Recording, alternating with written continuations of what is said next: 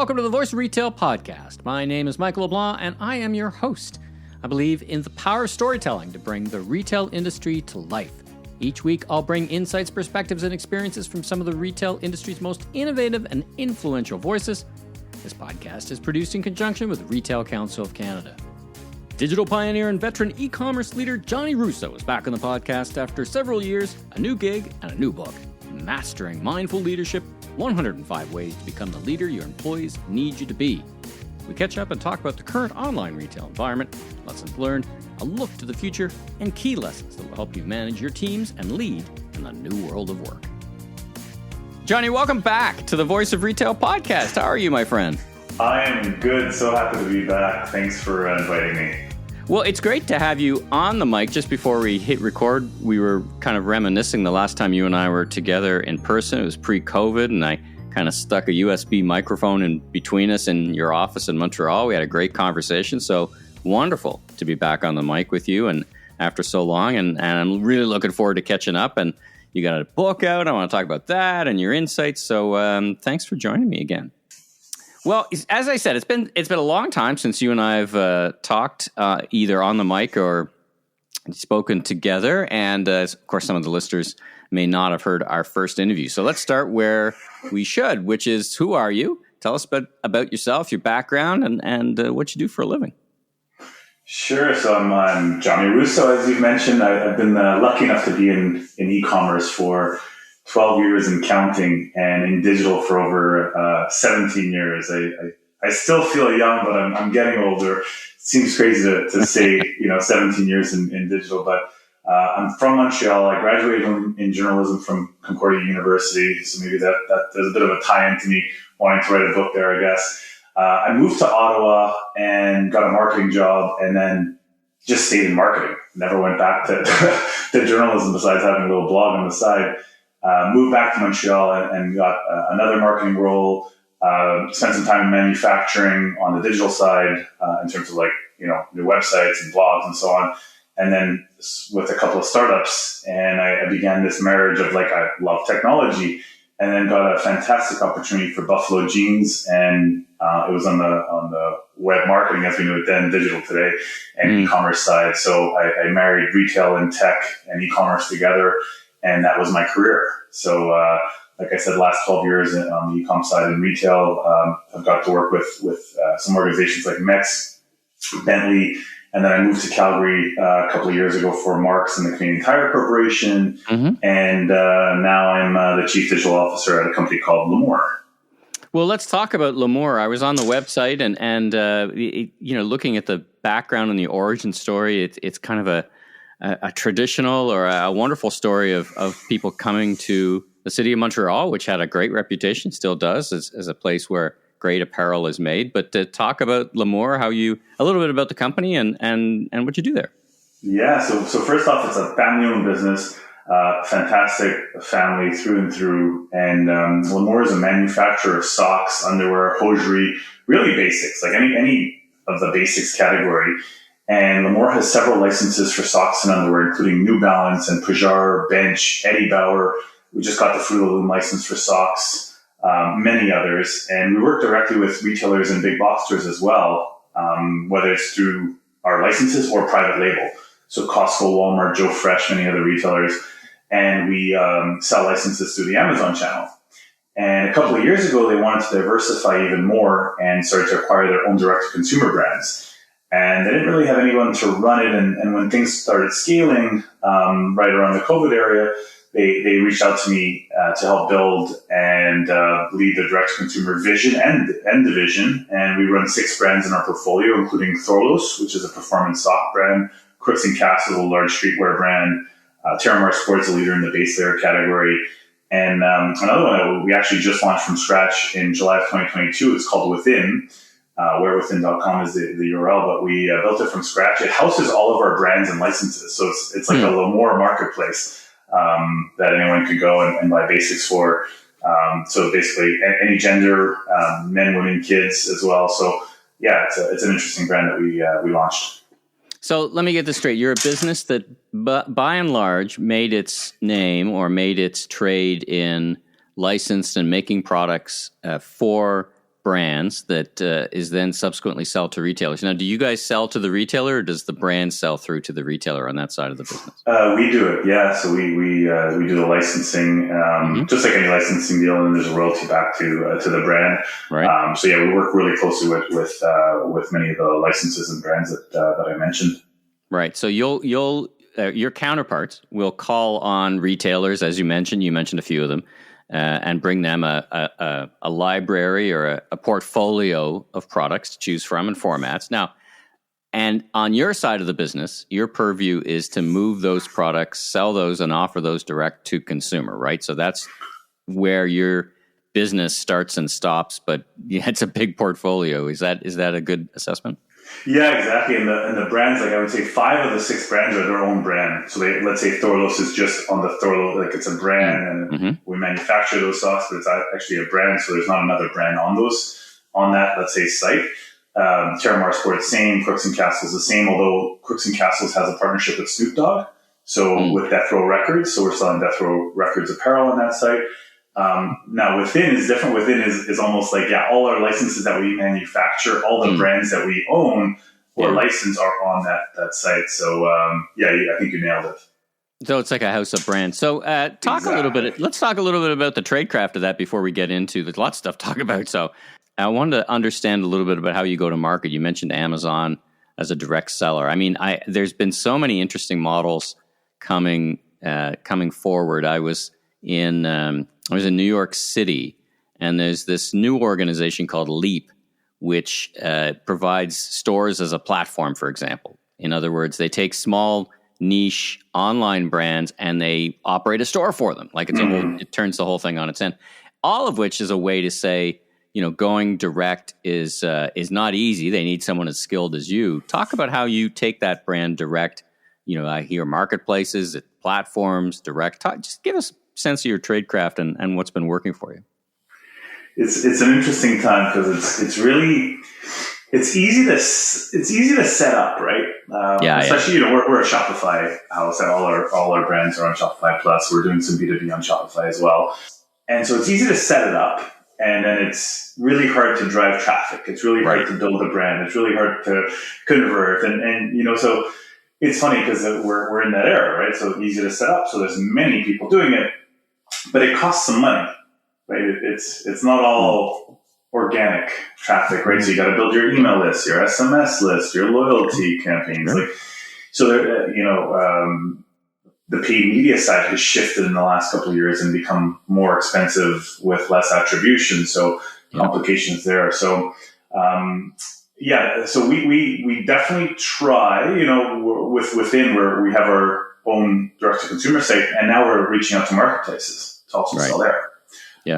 Again, it's an easier way to gain more traffic, right? You're paying, there's an offset of commission there to those marketplaces, but we think it's good for our category.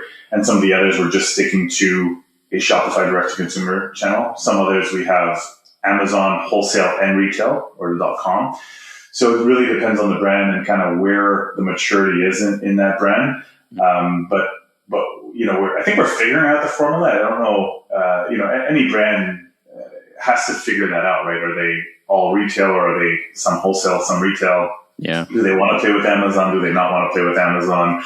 That's usually the big question. Where does a Walmart marketplace fit in, or Walmart.com in some cases? Or Hudson's Bay, Loblaws. Zellers is back in. Zellers is back in. We've had some conversations with them. They're building out a marketplace too. So who would have thought? In 2023, we're talking about Zellers again. It's it's funny. It's deja vu all over again for me. I was on the pilot committee that opened the first Zellers in the Bay store at Queen Street in Toronto. So it's, as I've told those folks, it's deja vu all over again. But they sound like they have a really interesting approach. So you raise a whole bunch of issues, and one of them is basically, how do I build a brand in the modern digital ecosystem? Like what you said, you've been in this business 17 years. I've been in it a little bit more. Building the website, that's easy, right? That's it's flipped on its head. That's the easy part. Now you've got to build that kind of traction, and you've got to do it economically. Do you use social media as well? Is that a part of it? Are you looking at retail media networks? I'm so intrigued. Yeah, it's funny because we have 6 brands. Everyone is a bit different. We're like one of them. We're saying, hey, what about PR? Like traditional PR, maybe it would work. We're on every single channel, whether it's affiliates, whether we use an agency to help us, or we run it internally through like a share sale. So we have different models depending, again, back to the maturity, right? So we're on affiliates. We're doing paid media for all. We have organic channels and influencer marketing turned on for all. We're doing TikTok for, I would say, 60% of our brands. We're dabbling in TikTok. We have our own photo studio, and our content team has gotten really comfortable now with video. Right?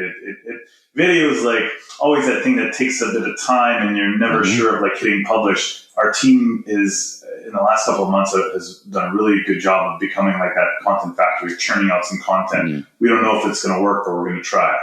So all those levers are on. And then we're looking at partnerships, whether it's collaborations with people or other brands that, could help each other out on the business side and move each brand forward, or each company forward, each organization forward.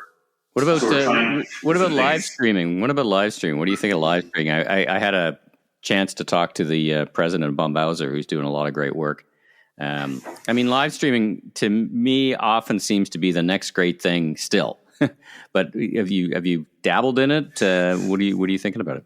I've done a ton of research on live shopping because I feel like in the next 2 years, live shopping and social commerce, so being able to just transact directly online, are going to take over. And if we look at the trends and where e-commerce usually start, those trends, they start in China.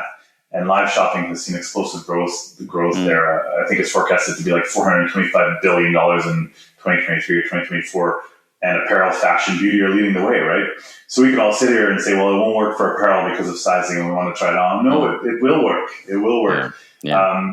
So, in my network, we've talked about this a lot. And the ROAS is not quite there yet, like if we would do live shopping, but it will be at some point. So it's definitely on our roadmap next year, along with, aspects of like shipping globally and making sure that's profitable. We want to get better operationally. So we're still like, although we have 6 brands, it's almost like it's a year and a bit of a startup.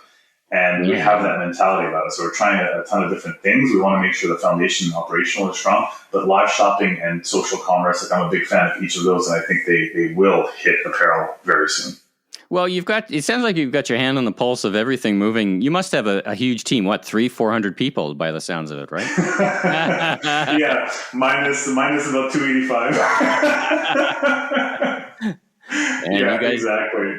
Yeah, you guys juggle a lot of balls by the sounds of it, but that sure keeps it fun. Let's talk about your new book. So you mentioned it before, Mastering Mindful Leadership, 105 Ways to Become the Leader Your Employees Need You to Be. Let's start at the beginning. Why did you write the book? Where did you think there was some white space on the shelf, so to speak, virtual or real, that for a book like this? Talk about what you're thinking. Yeah, I was thankful enough to have, I work with an executive coach, and he introduced me to an author. And once she saw like the manuscript, she said, yeah, I'm interested in helping. Sorry, an editor, not an author, an editor. Right. You're the author. I'm the author. You're the editor. That editor, and you introduced me to a publisher. Long story, that's probably another podcast. But the editor asked me, she said, why are you writing this book? Mm-hmm. And I had thought about it, but I hadn't written it down. And then I didn't. And she's like, I love it. Let's go.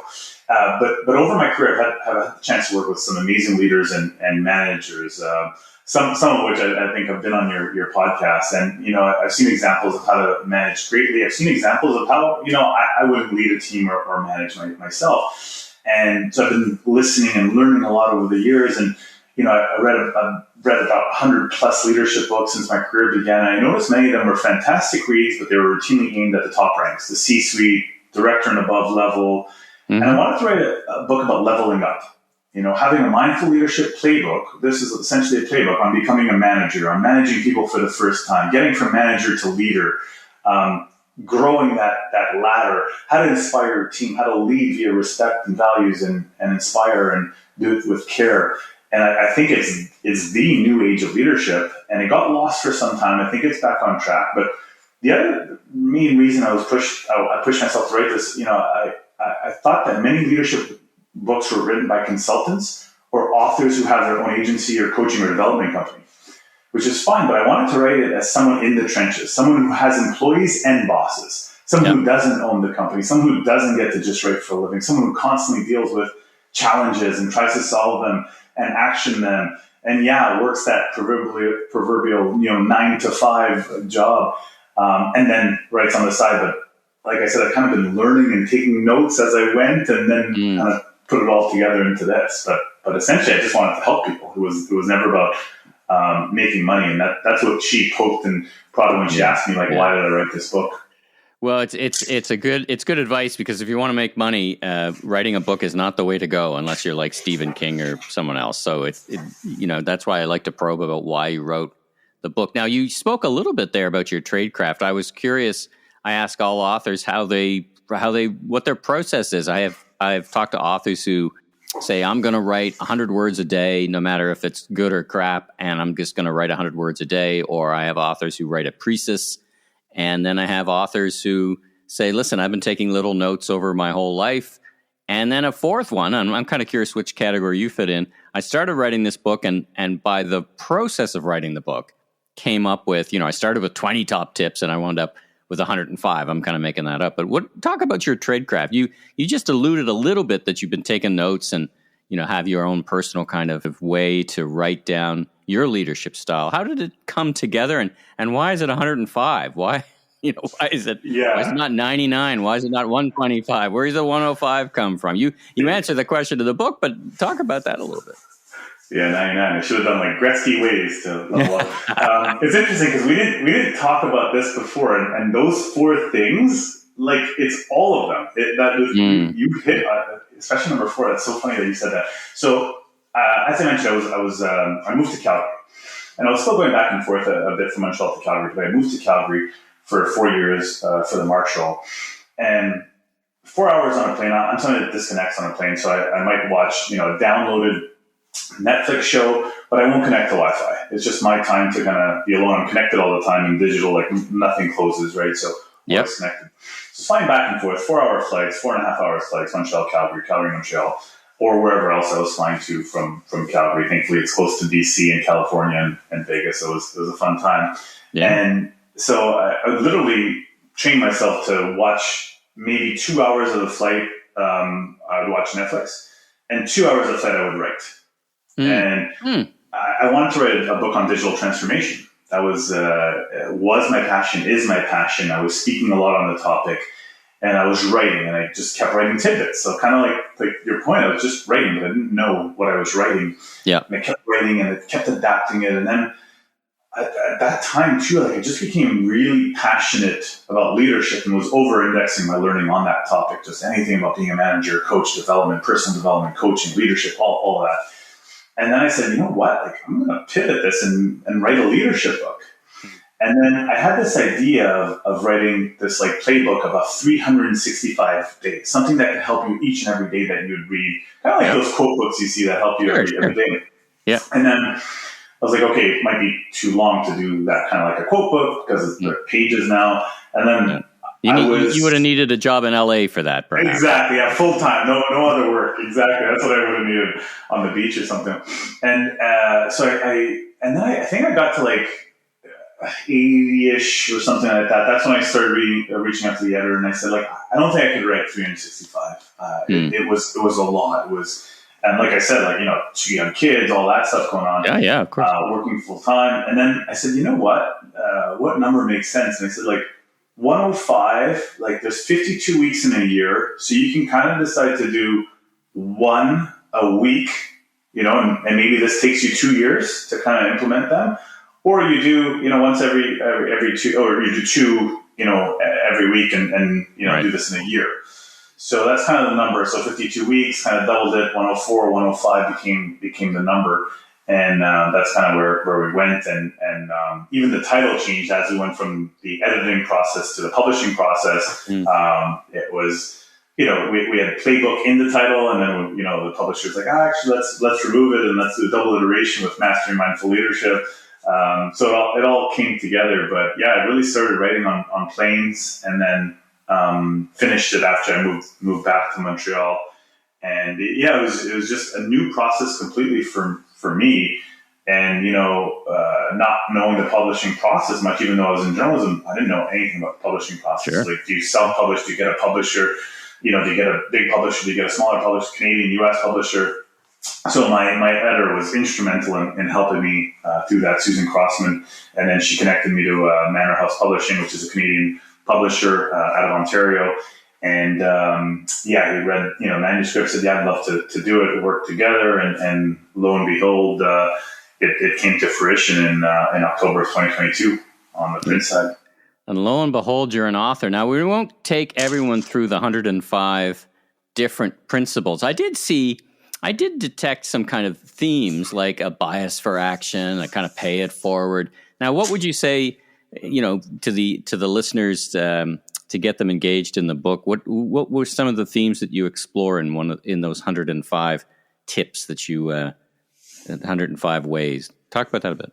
Yeah, I think, and there's really no order to the book. Like, I thought about doing a topic on communication or motivation, inspiration, and then I just decided no. Actually, I was like, no, you know what? Let people read this at their own pace. Everyone's going to come in this. The titles are pretty self-explanatory, so they could read them from 1 to 105, or kind of start with 77 if that's what they want to do. And they're each 1 to 2 pages of stuff that should be implemented or can be actionable, but essentially it comes down to being mindful of the way you carry yourself, the way you speak to your team, the way you treat them. Sounds obvious until you actually talk to your team in a certain way that maybe is not the right way to motivate them. Goal setting, just absolutely crushing it. If you don't have goals, how will you know if you have accomplished them? And will you be fulfilled? Something that I'm sure you hear it a lot, and I hear it a lot, is oh yeah, continuous learning. I want to learn this year. But it's not measured, right? At the end of the day, how do you know if you've learned or not? Yeah. So I make sure my team's accountable. It's if we agree you're going to read 10 books, you're going to read 10 books. If you're going to take 3 courses this year, you're going to take 3 courses. And we go through that learning and then the other thing we make sure is if they do read something or watch something or listen to something, they take one thing from that. Take one thing from that to implement in terms of personal development or something in your skill set. The other thing from a leadership perspective is be passionate, be optimistic, be kind. Not many people want to work with a leader who hates what they do, is perpetually negative and treats people badly. I don't know many people that want to do that. So instill passion and optimism and kindness into your day-to-day. It may be hard for some people, but that's the world we are going to, and that's the world your employees want you to be. And I talked about performance reviews and tips for interviewing and hiring as well. And I spent some time on time management and planning, which, and all this stuff's done from my real life and stuff that I do. Anyone who knows me knows that I spend a lot of time trying to figure out time management and just become better at planning. I always say, no one's giving you more time. Right. Not a single soul is going to give you more time. So you just got to figure out, we all have around the same amount of hours in a day that we're awake. We all have things to do. How do you become extra precise on all the things that you want to do in action that day? So you wrote the book during a very unusual time in our lives, and some would, including myself, say that it was one of the lasting changes of the COVID era was how we work, and part of that is remote leadership or remote work. I talked to many retailers who are hiring people in ways they never would have conceived of doing culturally pre-COVID. The technology was there, but it just wasn't culturally appropriate. So let's talk about that for a bit. What's your perspective on remote work and leadership in a remote working environment? And do you think it's here to stay? And do you hire remote employees? Talk about that. I love this topic. And it's one that I think I even changed my stance on if you asked me 3 years ago. Mm-hmm. But I used to be a huge advocate of 100% work from home. It's easier. You don't have to trudge through traffic. You have more time. You have your own schedules. And if you're really self-disciplined, you're in a good path. And I started at Lamour, and we had a 2 to 3 day hybrid. I think it started at 2, then it shifted to 3. And being new and starting a new division, getting to know the current team while onboarding a few new team members, there's nothing that can replace face-to-face. So I'm a big advocate now of a 3-day in the office model, somewhat flexible. So some days the entire team should be there. In our case, that's Monday and Wednesdays. And scale up or down as need be. During Q4 and Black Friday and Cyber Monday weeks, there's probably you want to be at the office 5 days a week. Yeah. Right. That's probably important. Just like to everyone get on the same page. It's easier to talk than have a tease meeting sometimes, and scale that down if you need. If you feel like the team is just overwhelmed with too many meetings, or there's a snowstorm all week, maybe they stay home all week. And I do have 2 remote employees that are actually in Calgary. So people I've actually worked with at Mark. So that's good. We had a bit of trust already. So that's awesome that they know how I work and I know how they work. So yeah, they are remote. We have 2 offices as well. So like the Crooks and Castles is another office. So we're trying to merge those teams together. And I think we have, but yeah, so it's almost like 2 different offices plus a couple of remote employees out of Calgary. So I see advantages in both models, and employees do crave some flexibility. So why not provide that in a form that works for the company and the employee? So long as results are there, keep it going. And if results aren't, and you feel like, you have to see everybody, then that's your call as a boss or an owner or a president. And if they are, and you want to scale it back, and and it's summer, and you're like, maybe hybrid's a good idea during summer of X amount of days. Right. So I've really changed my tune a bit on that, and I'm kind of in the middle now on I think both are advantageous. Now, when you started at Lamour, was it pre-COVID or during COVID? I started, it was still during COVID, because technically it was like December 2021. Okay. But it was starting to wane a little bit. It was starting to start. Exactly. I was just trying to timestamp that, just by the way you said, in person, spending more in person. I was curious whether that was what the culture was before. At Lamour, was the culture accepting to? Let me ask the question differently. Would it be a culture that was accepting to remote work prior to COVID? And you said yourself, you've kind of changed your attitude a bit. Was the overall organization kind of already heading that way, or was it pushed that way? No, it was 5 days in the office. Yeah, it was 5 days in the office. So COVID changed it, and took families credit, right? They were open, and sometimes you don't see that, right? Like a family-run business, it's kind of like it's our way or the highway. And no, they really listened to employees and what they wanted, and that's kind of how the hybrid came about. And so then it was 2 days back in the office with masks, and it was 3 days with masks, and it was no masks. Kind of was still at the latter end of COVID, but still some of the restrictions for sure in Canada. Interesting. All right. Well, last question for you. And I'm going to put it in a 2 starts, 1 stop. And that's advice as a leader of people in the digital world. So we've already been talking really our subject mostly for today's conversation has been leadership. But if you could boil it down in advance of people picking up this great book, what are the 2 things they should start doing and 1 thing they should do less of or stop in your experience as a manager? Yeah. So I'll start with the starts, I guess.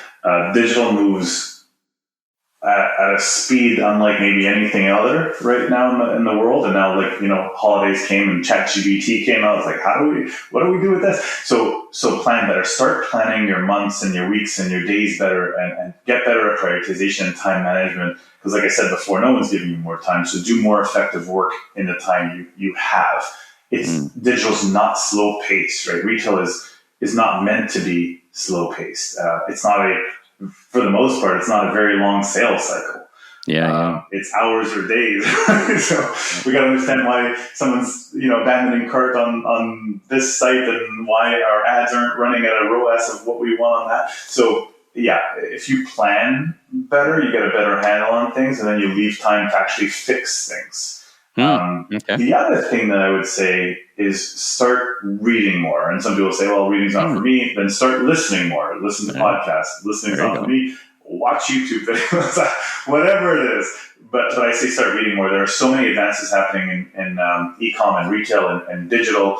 So whether it's digesting your own podcast that you have, other leaders in the field, some great books coming out on what, transforming a business digitally means.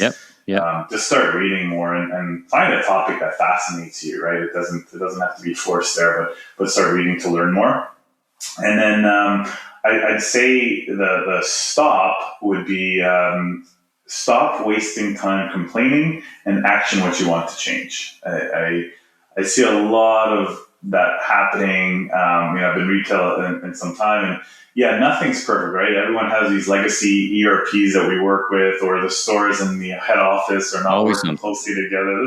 There's always something, right? Yeah. So like, you know what? Book that meeting with your boss and your boss's boss. Like, send that note out, whatever it is. Like, instead of complaining about it, try to be that change agent and action and fix it. Don't just sit around and let it get worse.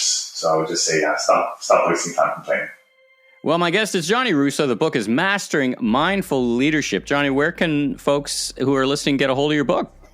They can find it on Amazon. So yeah, just search the title Mastering Mindful Leadership. There's a bunch of sellers and resellers on there, but Amazon would be the go-to.